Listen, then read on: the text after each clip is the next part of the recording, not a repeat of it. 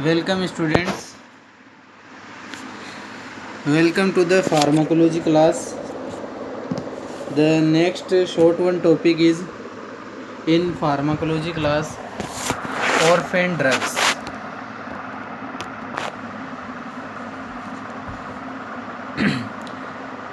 जो अपना short notes topics चल रहे थे, कम से कम 6 या 7 टॉपिक्स हो गए थे, ठीक है, शॉर्ट नोट्स के अंदर। उसी कड़ी में नेक्स्ट वन टॉपिक अपना वह है ऑर्फेन ड्रग्स, ठीक है। ऑर्फेन ड्रग्स, ऑर्फेन का हिंदी में अर्थ, हिंदी मीनिंग ऑर्फेन का आप लोगों को पता ही है।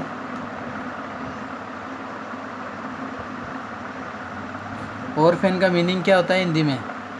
वो होता है अनाथ, यानी अनाथालय, ठीक है ना। जो ड्रग्स अनाथ होती हैं, ठीक है ना, वो होती हैं ऑर्फेन ड्रग्स। ऑर्फेन ड्रग्स का मतलब ये होता है ऐसी ड्रग्स जो रेयरली यूज़ होती है, ठीक है। रेयरली जो ड्रग्स यूज़ होती हैं, रेयरली यूज्ड ड्रग्स, ठीक है। किस कंडीशन में? रेयरली डिजीज़ के अंदर, ठीक है, रेयरली डिजीज़ के अंदर। ऐसी ड्रग्स जो रेयरली डिजीज़ के अंदर काम में ले जाती है, ठीक है, रेयरली यूज ड्रग्स होती हैं, उन ड्रग्स को अपन बोलते हैं ऑर्फेन ड्रग्स, ठीक है। उन ड्रग्स को अपन बोलते हैं ऑर्फेन ड्रग्स। अब ऐसी कई ड्रग्स हैं जिनको हम ऑर्फेन कैटेगरीज में रखते हैं, ठीक है। अब ये ऑर्फेन नाम यहाँ इसलिए दिया गया है क्योंकि ये ड्रग्स क्या होती हैं, मेनली जो बहुत मुश्किल से ऐसी डिजीज़ हो रखी है, ठीक है, जो मोस्ट कॉमन डिजीज़ नहीं होती है कम्युनिटी के अंदर, उन डिजीज़ के अंदर ये ड्रग काम में ली जाती है। दूसरी बात सबसे इम्पोर्टेंट इसमें ये होती है कि इन ड्रग्स का जो मैन्युफैक्चरिंग है, ठीक है, इन ड्रग्स की जो मैन्युफैक्चरिंग है, ठीक है, जो मैन्युफैक्चरिंग है वो बहुत कम होती है, बहुत लेस होती है, ठीक है। लेस होने के कारण ये ड्रग्स क्या होती हैं, बहुत ज़्यादा कॉस्टली होती है, बहुत ज़्यादा क्या हो जाती है, कॉस्टली हो जाती है, ठीक है। और ये ड्रग कॉस्टली होने के बाद क्या करती हैं, मार्केट के अंदर रेयरली अवेलेबल होती है, रेयरली अवेलेबल होती है, समझ गए। इसलिए इन ड्रग्स को ऑर्फेन कैटेगरीज के अंदर डाला गया है कि ये ड्रग्स किन कैटेगरीज के अंदर आएंगी, ऑर्फेन कैटेगरीज के अंदर ये ड्रग्स को इंक्लूड किया जाएगा। अब इन ड्रग्स के अंदर जैसे कि दूसरी बात, इनको ऑर्फेन, दूसरी एक तो हो गया, एक फैक्टर तो हो गया मैन्युफैक्चरिंग इनकी बहुत कम होती है।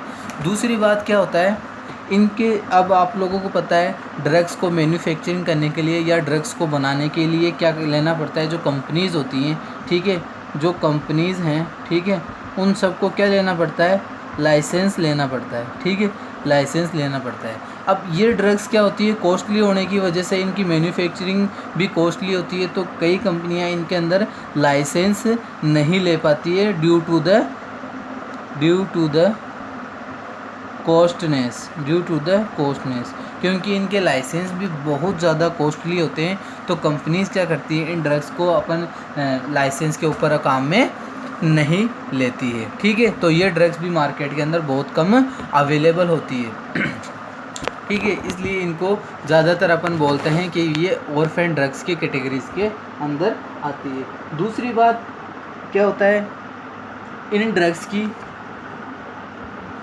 जो मार्केट है, ठीक है, यहाँ देखो फार्माकोलॉजी से ज़्यादा मार्केटिंग का टॉपिक आ चुका है, ठीक है, वो इसीलिए आया है, ठीक है, इसीलिए आया क्योंकि ऑर्फेन ड्रग्स को इसलिए इन कैटेगरीज के अंदर रखा गया है, मार्केट के अंदर अवेलेबल नहीं होने की वजह से, ठीक है, अवेलेबल नहीं होने की वजह से जो डॉक्टर्स हैं, ठीक है ना, जो डॉक्टर्स हैं और जो पेशेंट हैं, उनको क्या होती है, ये सही तरीके से अवेलेबल नहीं हो पाती है, ठीक है। अब डॉक्टर्स भी कई बार आप बोलते हो ना, यार इस डॉक्टर की ये जो मेडिसिन है, ठीक है, ये सिर्फ है ना उसी मेडिकल स्टोर पे मिलती है या फिर उसी एजेंसी के पास मिलेगी, तो क्या होती है, इसीलिए मार्केट के अंदर ये सही तरीके से अवेलेबल नहीं होती है। वो कौन सी ड्रग होती हैं, ऑर्फेन ड्रग होती है, समझ गए। अब जैसे मैंने आपको अब ऑर्फेन ड्रग के बारे में बता रहा हूँ, इतना ज़्यादा कोई टॉपिक नहीं है, ठीक है, इतना कॉम्प्लिकेटेड टॉपिक नहीं है, सिंपल सा टॉपिक है, ठीक है। बहुत दिन बाद वीडियो डाली है, वो इसलिए डाली है क्योंकि स्टूडेंट्स, एक बात आपको मैं बताता चलूँ, इस टॉपिक को एक बार होल्ड करते हैं। नेक्स्ट वन, सारे स्टूडेंट्स को मैं ये बताता चलूँ कि मेरा फार्माकोलॉजी में 80% कोर्स कंप्लीट हो चुका है, ठीक है, मेरा फार्माकोलॉजी में 80% कोर्स कंप्लीट हो चुका है, ठीक है। अब सिर्फ ओनली जो 20% रिमेनिंग कोर्स है, ठीक है, 20% जो रिमेनिंग कोर्स है उसको मैं क्या है थोड़े थोड़े गैप से करवाता रहूँगा, ठीक है, थोड़े थोड़े गैप से करवाता रहूँगा। इसीलिए फर्स्ट आपको जितने भी मैंने वीडियोस अवेलेबल करवाए हैं, वीडियोस के साथ में मैं आपको PDF ज़रूर भेज रहा हूँ। कोई भी कॉलेज अभी इस टाइम पर ये वीडियोस नहीं बना रही है, मोस्टली 2-3 कॉलेज बना रही हैं, सिर्फ आपको PDF अवेलेबल करवा रही है। बट यहाँ केशवानंद कॉलेज जो है, जो नर्सिंग फैकल्टी है, वो सारे आपको वीडियोस भी बना रहे हैं, ठीक है, और आपको नोट्स भी अवेलेबल करवा रहे हैं। तो आपकी रिस्पॉन्सिबिलिटी ये होती है कि यूट्यूब पे फालतू की चीज़ें देखने के बजाय वीडियोस 10 मिनट 15 मिनट से ज़्यादा नहीं होती है। अब 24 घंटे में आप 15 मिनट तो निकाल ही सकते हो, ठीक है ना। तो उन वीडियोस को कंप्लीट देखें और जो आपको PDF सेंड की गई है, ठीक है, उन PDF को अपने नोट्स के रूप में अपनी नोटबुक के अंदर कंप्लीटली लिखें, ठीक है। तो मेरे फार्माकोलॉजी के ख़ास तौर से बता रहा हूँ, दोबारा एक्सप्लेनेशन नहीं होगा जब कभी भी अगर इन फ्यूचर अगर कॉलेज खुली तो, ठीक है ना, कभी भी री एक्सप्लेन नहीं करूँगा, मैं दोबारा एक्सप्लेन नहीं करूँगा उन टॉपिक्स को। जो मुझे लगेगा कि हाँ यार इन टॉपिक्स को एक्सप्लेन करना है, मैं उन्हीं को एक्सप्लेन करूँगा। तो मेरा आज 10 तारीख है, 10 जून 2020 है, ठीक है। आज की डेट में मेरा सिर्फ 20% कोर्स रिमेनिंग है। तो ठीक है स्टूडेंट्स, सारे नोट्स अपन कंप्लीट रखें। नेक्स्ट वन मेरा जो सिलेबस के अंदर आएगा वो आएगी जेनेटिक, जो मुश्किल से मुश्किल अगर एक एक टॉपिक भी लें तो 10 दिन का यानी 10 डेज़ का कोर्स है, 10 डेज़ का सिलेबस है। तो जेनेटिक तो मैं आपको जब भी कॉलेज खुलेगी, अगर जल्दी कॉलेज ओपन होती है तो जेनेटिक आपको कॉलेज में ही करवाई जाएगी। अगर जल्दी रीओपन नहीं होती है कॉलेज तो ये जेनेटिक भी आपको through the online classes available करवा दी जाएगी। समझ गए स्टूडेंट्स, इसलिए मैंने आज ये शॉर्ट टॉपिक लिया है एक ऑर्फन ड्रग्स का, ठीक है। तो ये आप ध्यान में रखना। अब बात करते हैं, दोबारा आते हैं, कम टू द टॉपिक। बात कर रहा था मार्केट में जो डॉक्टर्स होते हैं, ठीक है, वो कई बार ऐसी ड्रग लिख लेते हैं जो क्या होते हैं पेशेंट को अवेलेबल नहीं होती है, 1 या 2 शॉप पे या मेडिकल स्टोर पे ही वो अवेलेबल होती है। अब बात करते हैं कौन सी डिजीज़ या कौन सी ड्रग होती है जो ऑर्फन कैटेगरी के अंदर आती है। एग्जाम्पल्स की मैं बात करता हूँ,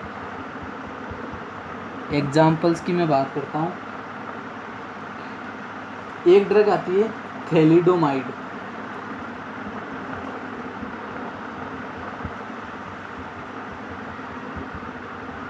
ये ड्रग है थैलिडोमाइड, ये न्यूली इमर्जिंग ड्रग है, ठीक है, न्यूली इमर्जिंग यानी अभी अभी अपने फ्यूचर के अंदर ये जनरेट हुई न्यूली इमर्जिंग ड्रग है, ठीक है। ये कई सारी रेयर डिजीज़ होती हैं, ठीक है, स्किन वगैरह की डिजीज़ होती हैं, उनके अंदर काम में आती है थैलिडोमाइड।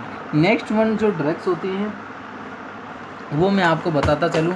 नेक्स्ट वन ड्रग होती है वो होती है इरिथ्रो, अब आप बोलोगे ये तो मिलती है, ये नहीं मिलती है ड्रग इरिथ्रोपोइटिन ड्रग। अब इरिथ्रोपोइटिन ड्रग किस लिए काम में आती है? एनीमिया कंडीशन के अंदर, एनीमिया कंडीशन। अब आप बोलोगे सर एनीमिया तो एक नॉर्मली डिजीज़ नॉर्मली है, बट एनीमिया का जो मैनेजमेंट होता है वो बहुत कॉम्प्लिकेटेड होता है। किस टाइप का एनीमिया है आप लोगों को पता है, एनीमिया कितने टाइप के होते हैं, ठीक है। तो उनके अंदर एक ड्रग होती है इरिथ्रोपोइटिन ड्रग। अब ये इरिथ्रोपोइटिन ड्रग कब दी जाती है? ऐसे नहीं आज एनीमिया का पता चला इरिथ्रोपोइटिन ड्रग दे दो, ऐसा नहीं। लास्ट स्टेज जिसको बोलते हैं and stage anaemia, and stage anaemia के अंदर ये इरिथ्रोपोइटिन ड्रग क्या है दी जाती है। अब ये एंड स्टेज एनीमिया कहाँ होता है, कब होता है? ये रीनल डिजीज़ के अंदर, समझ गए। एंड स्टेज की जो रीनल डिजीज़ होती है, एंड स्टेज रीनल डिजीज़, किसी पेशेंट में रीनल डिजीज़ है रखी है, ठीक है, उसकी किडनी सही ढंग से काम नहीं कर रही है, ठीक है। अब उसकी किडनी क्या है एंड स्टेज में पहुंच चुकी है। उस किडनी आप लोगों को पता है ब्लड के प्यूरिफिकेशन में काम आती है बहुत अच्छी तरीके से, आप लोगों को पता है क्या होती है रीनल डिजीज़। उस एंड स्टेज रीनल डिजीज़ के अंदर एंड स्टेज एनीमिया, उस एनीमिया के कारण इस रीनल डिजीज़ के अंदर एनीमिया हो जाता है। इस एनीमिया को ट्रीट करने के लिए अपन क्या देते हैं? Erythropoietin drug. और ये इरिथ्रोपोइटिन ड्रग कब देते हैं? एंड स्टेज रीनल डिजीज़ या एंड स्टेज एनीमिया कंडीशन के अंदर, समझ गए? 2 एग्जाम्पल हो गए। थर्ड वन एग्जाम्पल की अपन बात करेंगे साइक्लोस्पोरिन ड्रग। थर्ड एग्जाम्पल अपन की बात करेंगे साइक्लोस्पोरिन ड्रग। अब साइक्लोस्पोरिन ड्रग क्या होती है? इम्यूनो कंप्रेसिव ड्रग होती है या इम्यून